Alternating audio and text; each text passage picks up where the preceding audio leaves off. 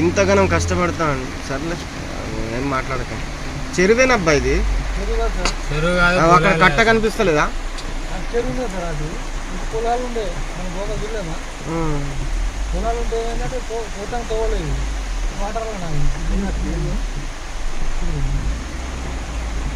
వెనక మరి కష్టమే ఇక. పెద్ద చెరువులా ఉంది కదా, చెరువే ఇక, ఇంకేమున్నది దీంట్లో. పాపం రైతులు ఇప్పటికే ఇబ్బంది పడుతున్నారంటే ఈ వర్షాల వల్ల ఇంకా ఇబ్బంది పడుతున్నారు.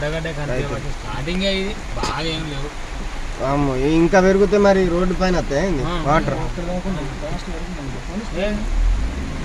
అసలు ఘోరం, అసలు ఇంత ఘోరంగా వాటర్ వస్తే